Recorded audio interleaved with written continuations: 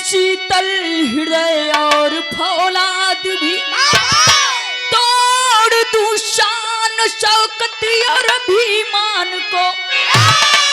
हो गया जो हुआ अब संभल कर रहो, कैसे भूलूं किरण के मैं बलिदान को।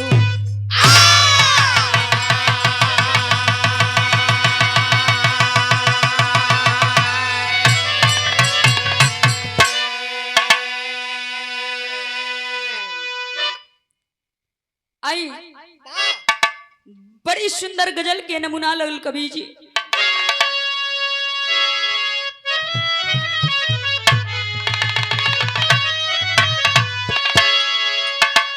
तो अज जी रहा लाश बन कर,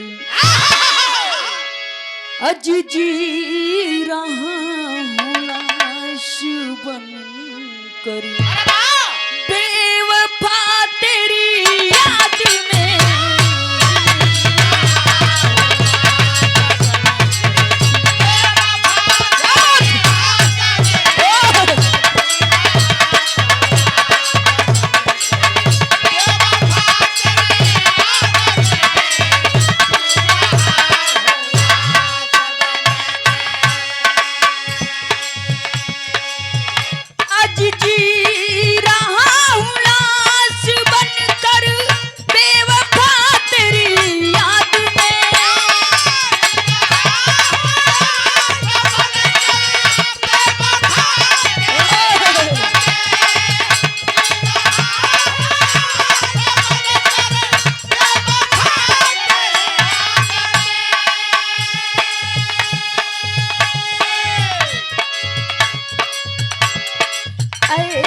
खुदा तुम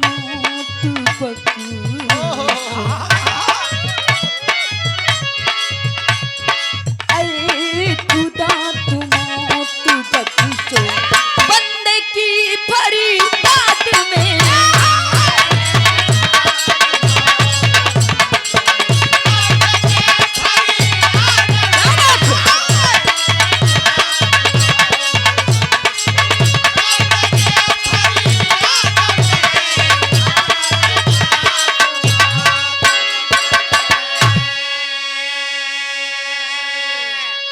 लेकिन बाबूजी बिरहा के अंदर बहुत ऊंची बात लिखे हमारे कवि जी। भाव में क्या लिखे?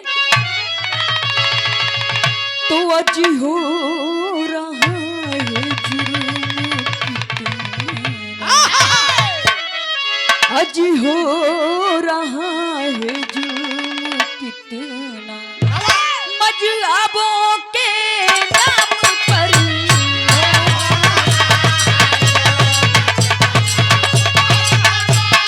क्या बात है?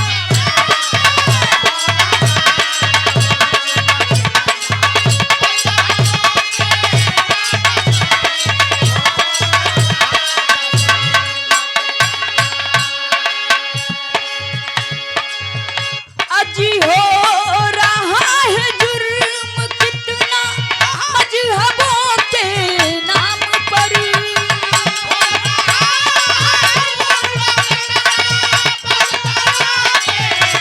क्या बात है?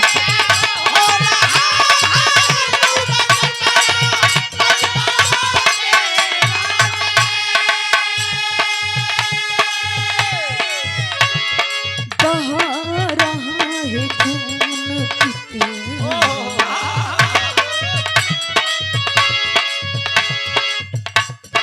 बहा रहा है खून कितना, वेद और कुरान पर।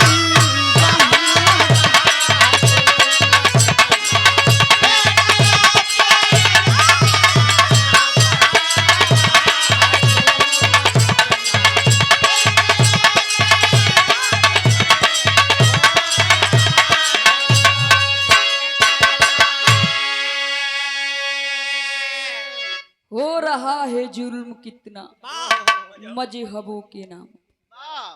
एक वो समय था जब भगवान के नाम पर रावण सीता जी को चुरा कर लेकर चला। आज वो समय आ गया है कि भगवान के नाम पर लोग पूरे देशवे के लूटता लोग। यहीं से हमारे कहानी का शुरुआत हुआ कवि जी।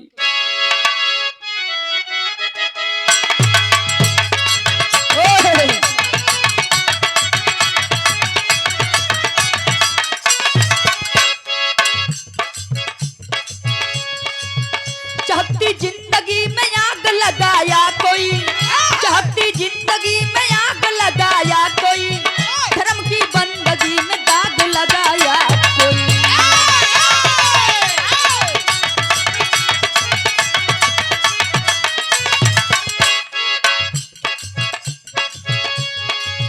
प्रांत पंजाब तरन तारण जिला के अंदर, प्रांत पंजाब तरन तारण जिला के अंदर, रामबेई पुई में जन्म चेर सिकंदर।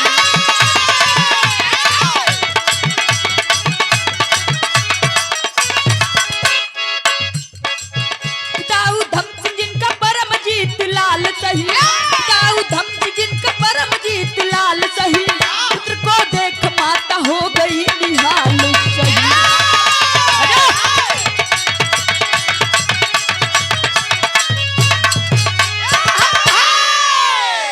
आइए बाबूजी कहानी के समझ ले जा। इसी भारत की धरती पर प्रांत पंजाब है, उसी प्रांत पंजाब के अंतर्गत तरन तारण जिला बा। वही तरन तारण जिला के अंदर एक छोटा सा गांव, जौना गांव के नाम बेईपुई बतावल। वही बेईपुई का रहे वाला सरदार बाबू उधम सिंह, जिनकर एक ही गो बेटा परमजीत सिंह बतावल गए। शुरू से ये बाबूजी उनका दिल में यह जज्बा रहे कि हम पढ़ लिख के सेना के जवान करें। वही समय धीरे धीरे पढ़ाई बढ़े लगल, पढ़ाई कैलन, भर्ती देखलन, पास गइलन, सेना के जवान बन गइलन। जब सेना के जवान बनले बाबूजी, धीरे धीरे समय बीतत बा, तमाम तिलकहरू दरवाजे पे खाचे लगल।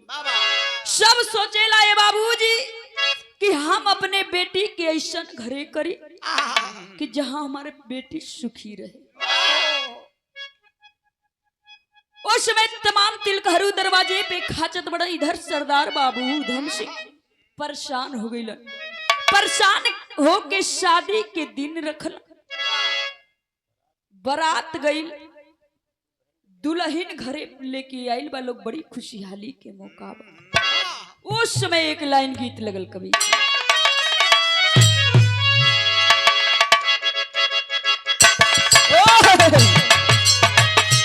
क्या बात है, तो हरे लगन से हो।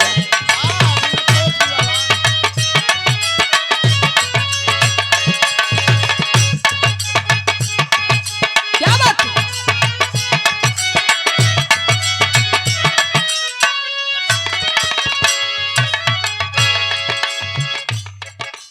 कौनों में हरारू अपना दिल के दर्द बताओ।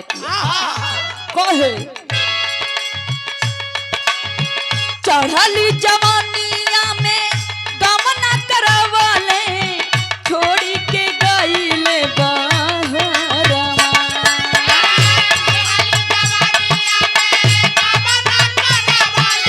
क्या बात है,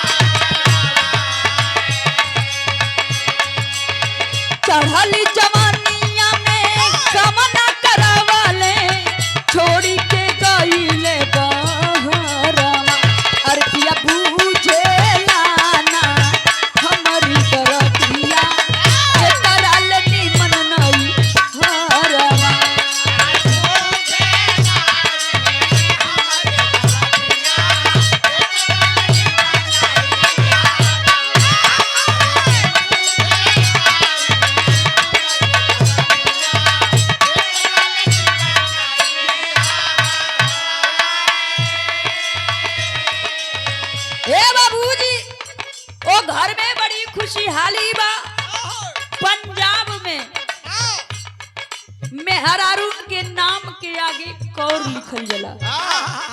साई संजोग से दोनों जानी का नाम राशि के बा का बा कभी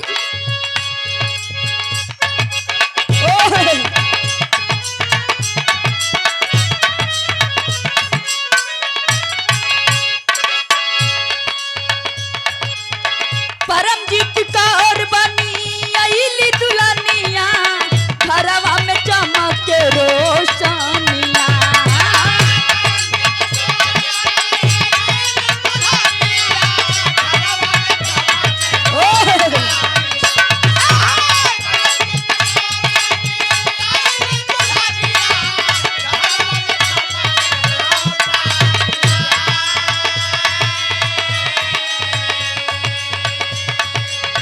परमजीत कौर बनी आइली दुल्हनिया घरवा में चमक के रोशनिया। बबुआ सजना सामे झुमली सजनिया बरस से प्रीतिया तू पानिया।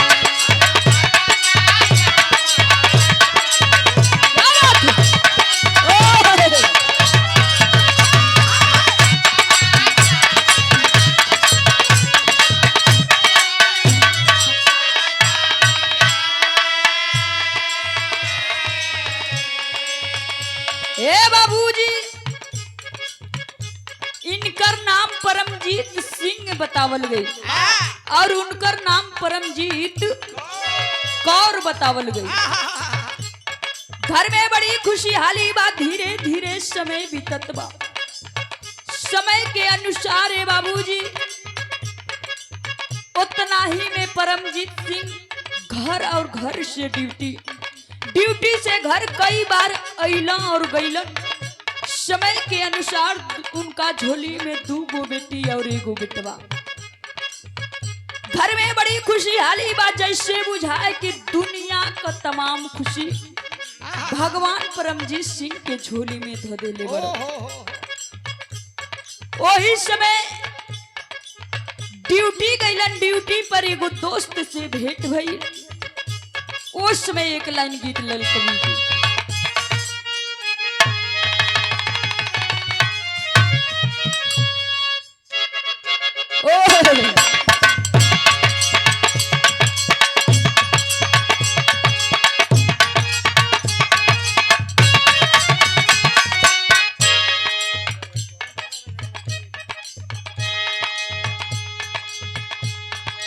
तोहरा प्यार में दहिया हमारी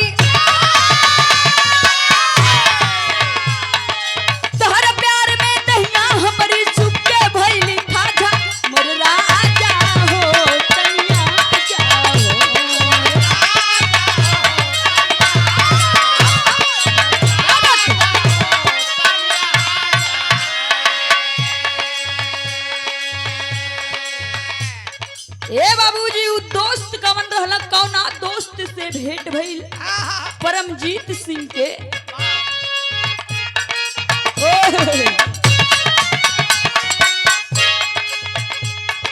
प्रेम सगर संग परमजीत के प्रेम सगर संग परमजीत के खूब जमेले यारी प्यारी लागे यारी न्यारी हो प्यारी।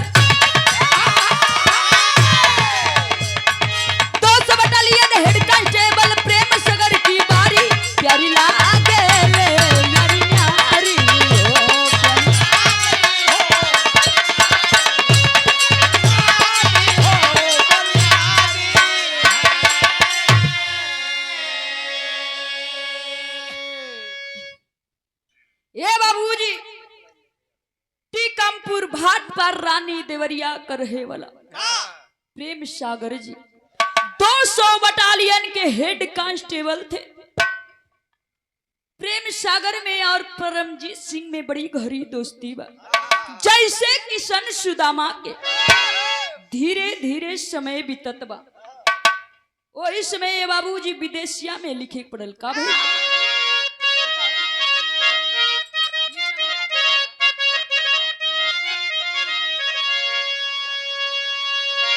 कुछ दिन समया धीरे धीरे बीती गईली हो। अरे धीरे धीरे आइल पहली मई वाला दीना।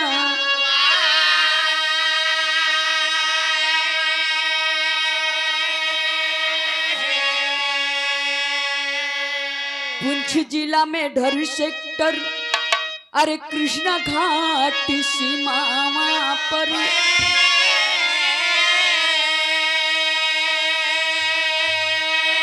आये का एक गोली बारी करे बेईमाना।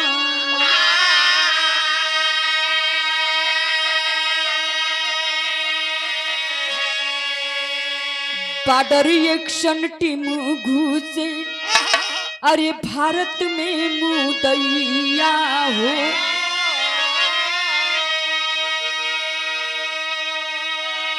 आये का एक गोली बारी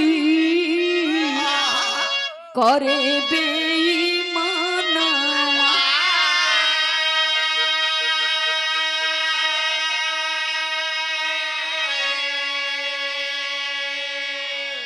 ये बाबूजी दोनों नौजवान अपने साथियों के साथ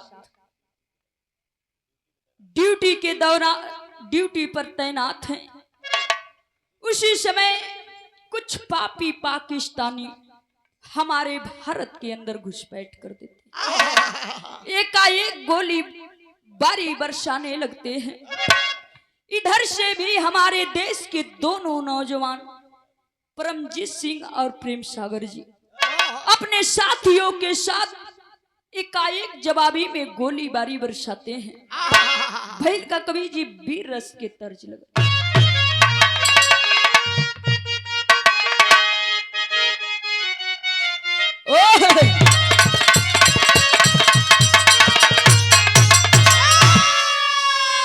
अरे चाचू मार तनमा, अरे चाचू मार तनमा, अन नदिया मार तनमा हो तनमा, हई हो मारना हो तनमा, रे हमारे याद कब तक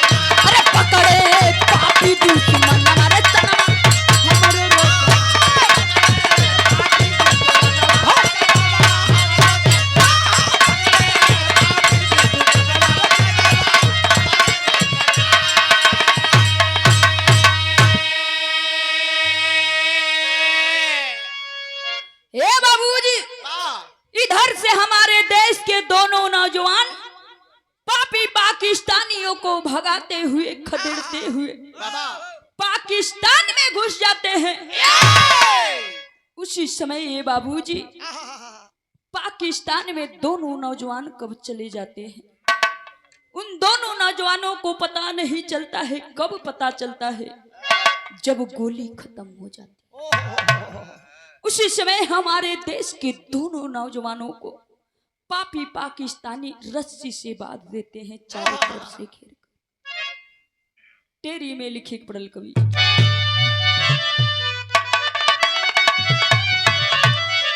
अरे राम भारत के शेर फेरे में पड़े, अरे भारत के शेर फेरे हो, भारत के शेर फेरे में पड़े। तब दुश्मन छल से घेरे हुई तनिक ना देर,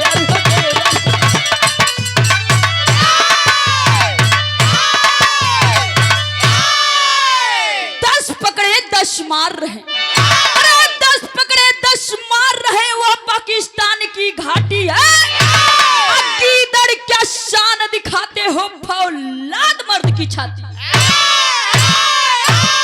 दो गीदड़ आ जाओ तुम, दो गीदड़ आ जाओ तुम, एक लड़के दिखाएंगे।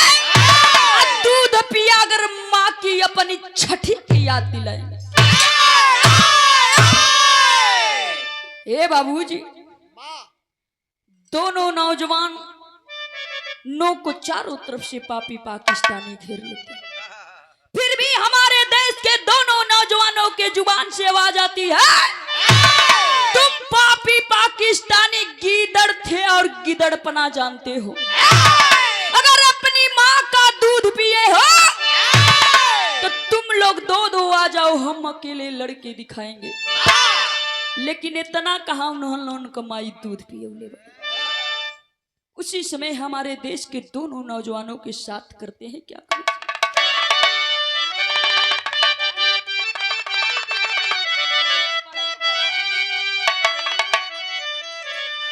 अरे शेरावन के बाधी के, अरे गतारियानु कैले ये कदम लचा।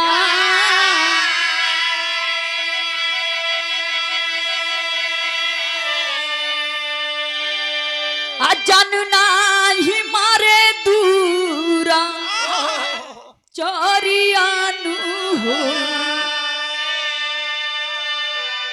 मारे छपु छपु कटा।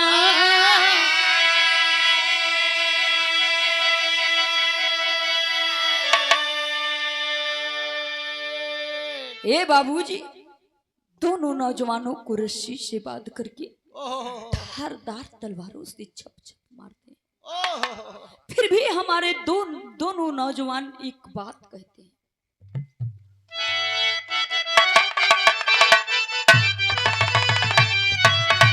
अरे भारती मतारी के दूनो दुलरवा,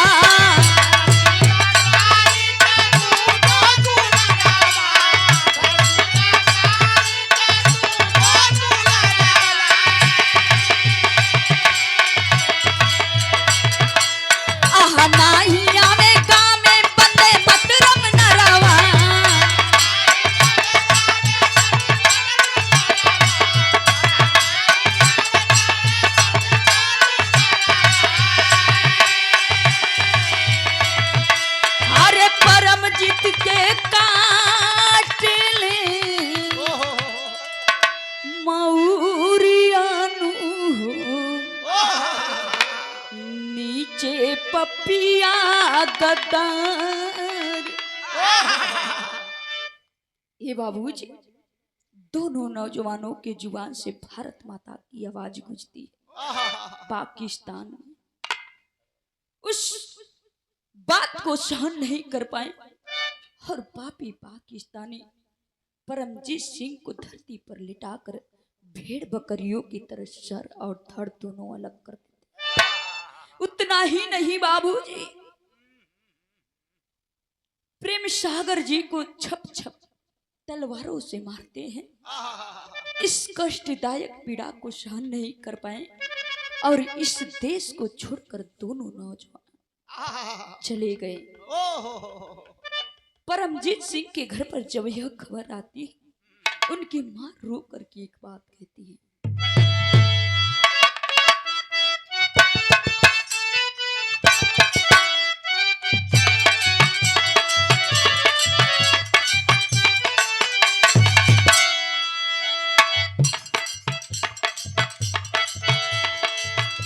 परमजीत के घर में जब आइल बखबारिया रे आइल बखबारिया हो।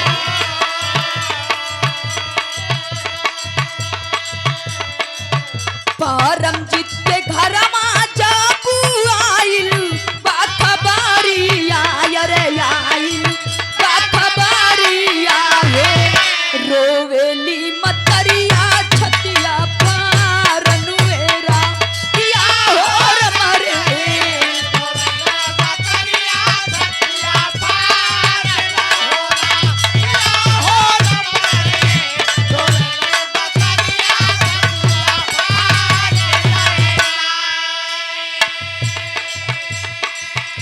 बाबूजी, माई छाती पीट पीट के रोवत।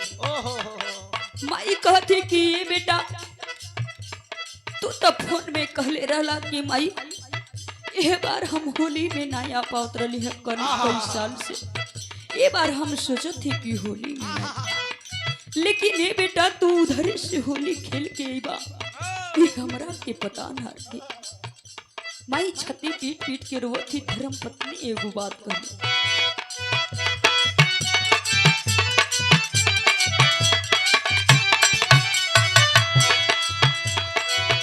मारी गईली मतिया छतिया पीटे ली गुजारिया रे पीटे ली गुजारिया।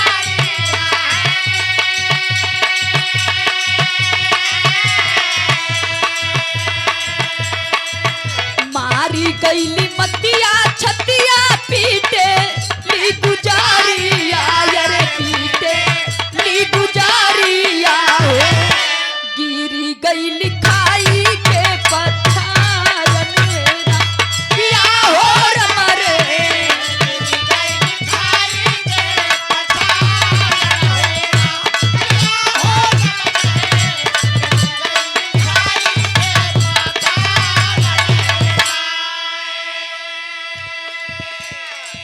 ये बाबूजी, यह खबर जब उनकी धर्म पत्नी को पता चलता है, अब आँख हो जाती है, सुन्न हो जाती है, उसी समय बेहोश होकर के गिर जाती है। गांव टोला मोहल्ला के लोग सारे लोग समझा रहे हैं। गाँव नगर में घेरल गाँव के बदारी आय रे गाँव के बदारी।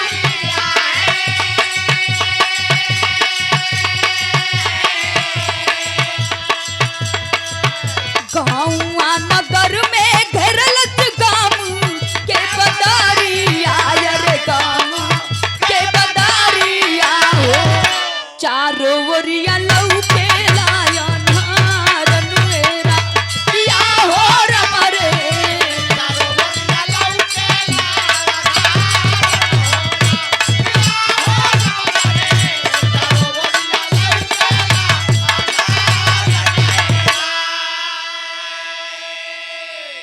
ए बाबूजी, इधर परमजीत सिंह के घरे रोवन पिटन पड़ल बा। पूरा गांव नगर टोला मोहल्ला के सब लोग रोवत बा। इधर भाट पार रानी देवरिया में चली आवल जा। प्रेम सागर जी के पिताजी बहुत ऊंची बात कहलन।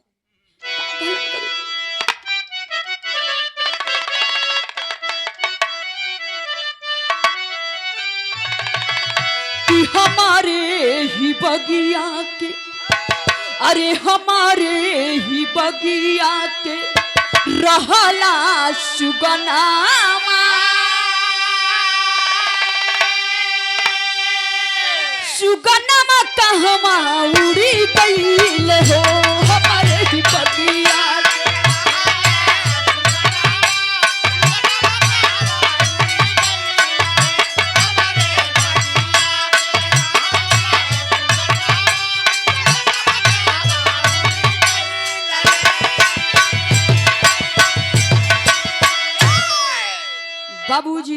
बड़ा कहत बड़न कि लाल बेटा हम तोहरा से मना कैले रहली कि तू बिया सब के नौकरी ना कर।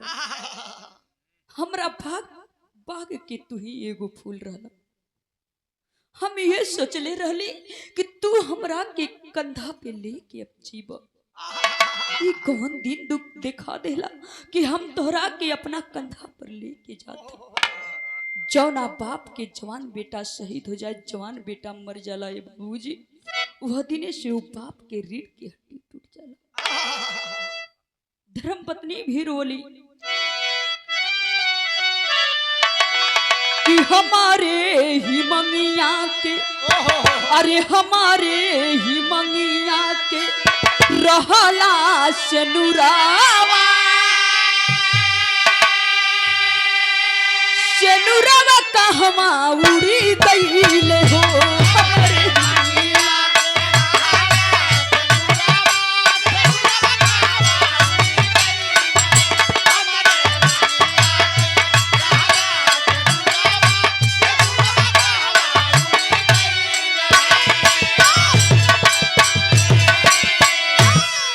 बाबूजी दोनों घरे रोवन पीटन पड़ल बा। अगर गांव के चोटा चुगला चुतिया मर जाला तो दुनिया का लोग कही जाए तो मर गई ठीक भाई। धरती का बोझ रहा, धरती हल्लुक हो गई। लेकिन ये बाबूजी अगर कौनो जवान शहीद हो जाला तो उनका खातिर पूरा भारत रोएला।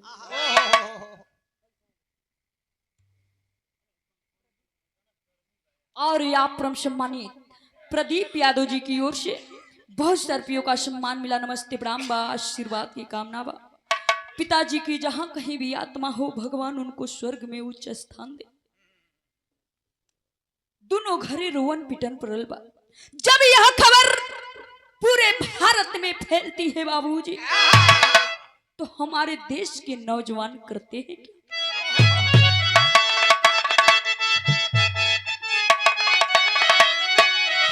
परमजीत के खोजे नया नमा सनमा जाई ना। अरे परमजीत के खोजे नया नमा सनमा जाई ना। गुस्सा में बचारा हिंदुस्तान मा सनमा जाई ना।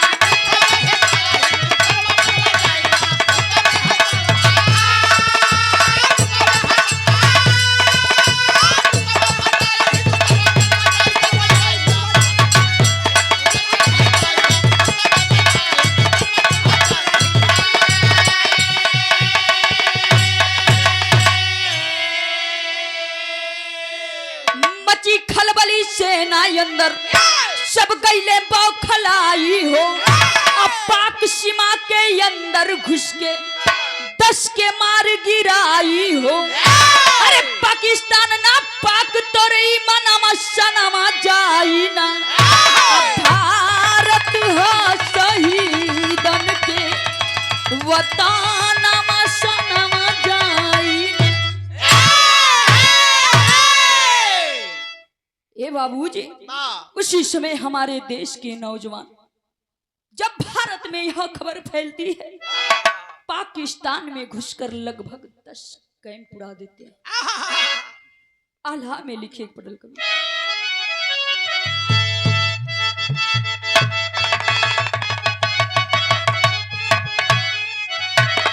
अरे रहली गुलाम जाबू, रहली गुलाम जाबू भारती महतरिया बाबू।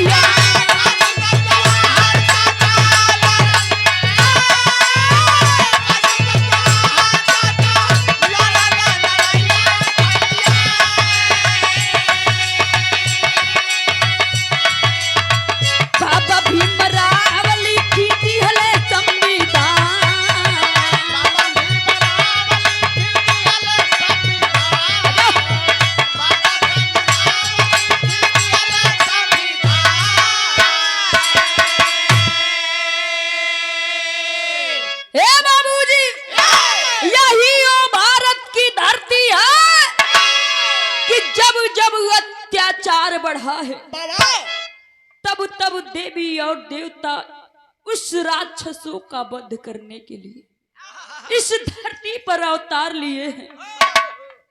जिस समय हमारा भारत गुलाम था, उस समय हमारे देश के इस देश को आजाद कराने के लिए हमारे देश के नौजवान भाई फांसी के फंदे पर हंसते हंसते झूल गए। इस देश को आजाद कराने के लिए बाबा साहब भीमराव अंबेडकर जी बहुत से मशक्कतों को झेल करके अपनी पढ़ाई किए और इस देश को आजाद कराने के लिए छोटा संविधान पहले लिखे। जब हमारे देश को अंग्रेज छोड़कर जा रहे थे, उस समय हमारे बाबा साहब भीमराव अंबेडकर जी 72 घंटा में छोटा संविधान लिख करके दिए थे। अंग्रेज बोले कि हमारे जाने के बाद आप अपना देश कैसे चला सकते हैं, हमें कानून व्यवस्था लिख करके दीजिए। हमारे बाबा आज तो सब लोग कहते संविधान बदले के, सब लोग के कहते, सब जाना था संविधान बदल देंगे। आज तो सारे लोग शिक्षित हैं सर, सभी लोग पढ़े लिखे हैं। जितनी पाकिस्तान में आबादी है, अगर प्रधानमंत्री जी का आदेश मिल जाए तो जितनी पाकिस्तान में आबादी है उतने तो हमारे बॉर्डर पर देश के नौजवान रहते हैं। पाकिस्तान को मुट्ठी भर मसल कर नस्तनाबूद कर देंगे। लेकिन वो लोग कहें कि आदेश दे, कौन उनका बेटा शहीद होता। शहीद तो हमारा और आपके किसान भाई के लड़का जवान बनत है। सुबह ही हमने जाइल जाए विराग आके जाइला जा तो देखी ना जा रोड पर नौजवान भाई लोग दौड़त रहे लो 4 बजे 3 बजे उठ के हर रोज। अब तो 4 साल का नौकरियों हो गई। 4 साल नौकरी करके का करी लो, पेंशनियों ना मिल पाई। हाँ, अपने 5 साल विधायक रही लोग, 4 साल जवानन खातिर के रही।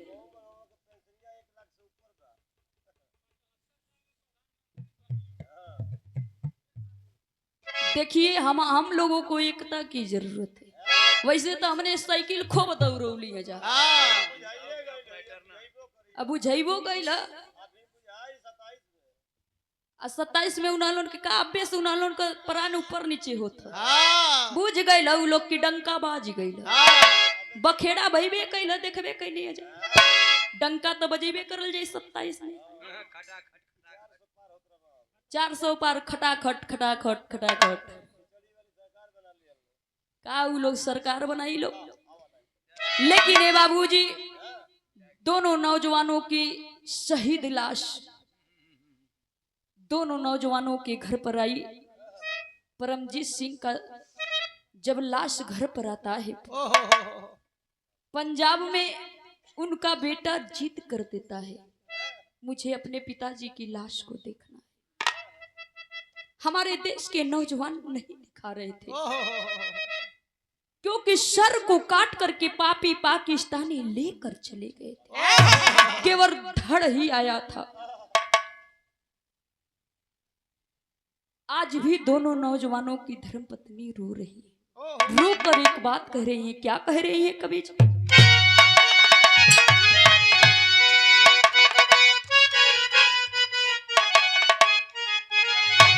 अरे दोनों धानिया रो में ई का कैल सजना,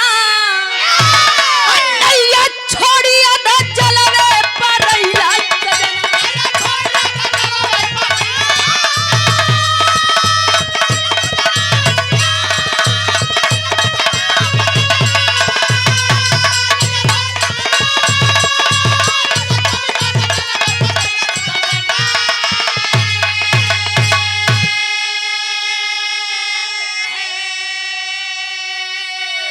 शहीदन के शहादत ना भूलले भुलाई, एक सिर के बदले 50 सिर चाहिए।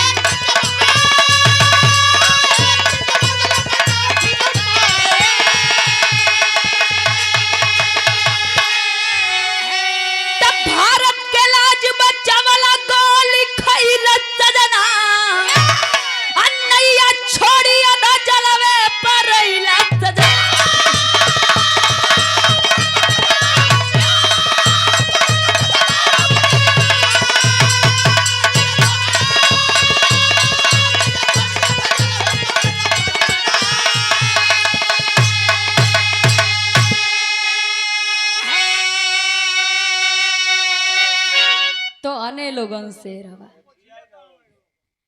कोनो जरूरी है कि शेर के खाली पोछिए रहे? बिना पोछ वाला शेर हूं।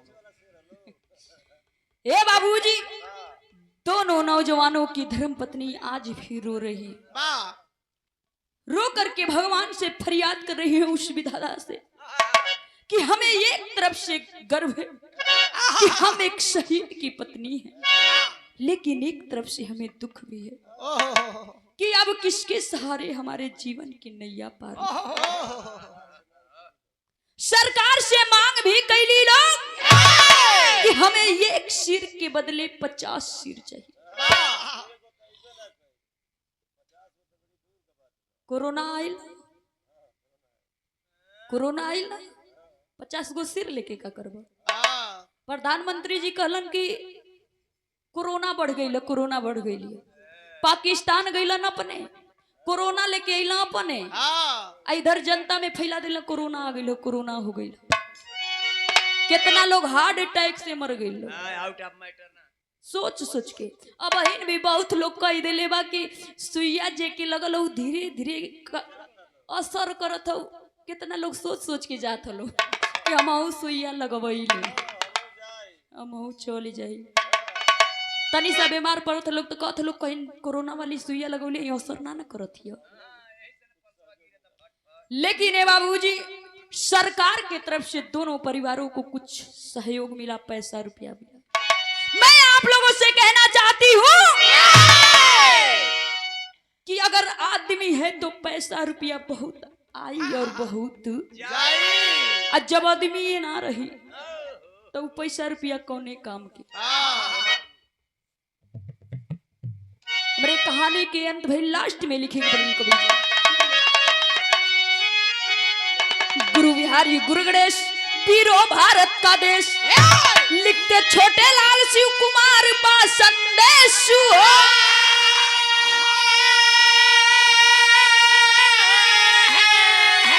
भारत के शेर फेरे में पड़े, अरे भारत के शेर फेरे